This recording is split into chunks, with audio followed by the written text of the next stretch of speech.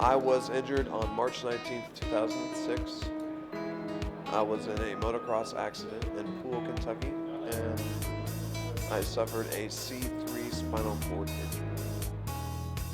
In 2012, I was named the national representative for the Easter Seals organization, which, if you're not familiar with Easter Seals, it's an organization that's dedicating to helping improve the lives of the disabled, whether it be through assistance with speech or therapy or many different things. But anyway, I traveled when I was the representative to 4 different places. I went to Washington, D.C. We went to a conference in New Orleans.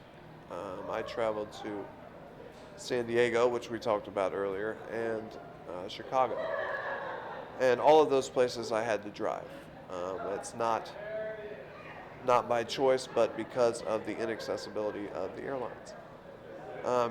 Driving to Washington, D.C. or Chicago or New Orleans, it's not really that big a deal. I mean, Washington is 12 hours, and New Orleans is about the same, and Chicago's 6, but going to San Diego, it was a 3-day drive for not only myself, but the caregivers that I had, the nurses I had with me, and my family. And the reason we had to drive is because right now the current system for the airlines is too difficult for individuals like myself in a power wheelchair to travel on an airplane. I mean, I would have loved to jump on an airplane and just gone out to San Diego because I love San Diego. I'd love to be there someday. The weather's great, the people are great. Well, at least they acted great at the point. But if I were to try to get on an airplane right now, I would have to be lifted out of my chair and into another chair 2 times. I would go from my chair to what they call an aisle chair, which is a very small and uncomfortable chair. You have to worry about skin breakdown or whether or not those people that are doing the transfers are qualified enough to lift a human being out of their chair into another chair. So after all those transfers, I finally make it into the airline chair, which we all know is not the most comfortable thing in the world. And when I'm there, we have to worry about my positioning because I cannot move my body. Unlike any other individual, positioning is a very important thing. I mean, that's why I have this custom-made $40,000 wheelchair.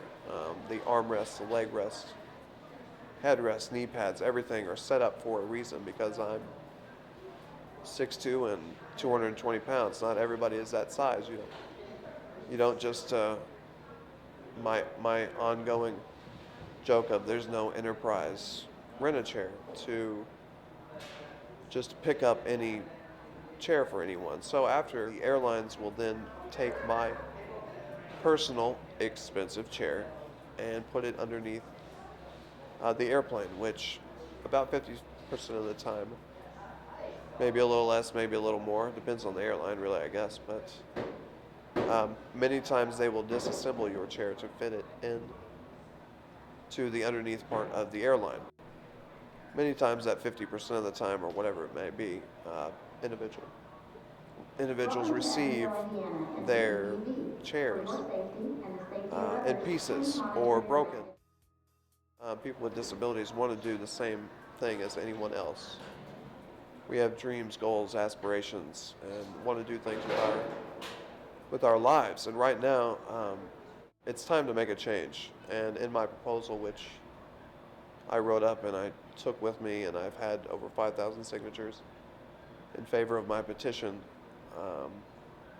to make that change, to change the way airlines not only treat people with disabilities, but the accessibility, to make things so much easier, where we don't have to deal with those transfers, where we don't have to worry about the damage to a wheelchair, where we don't have to worry about strange human beings lifting us out of our chairs. We just roll straight in, snap in, and go. And we believe that's the way it should be. And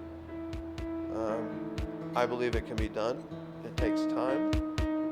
but I'm patient, and it's something that I want to really see through, and it's something that I truly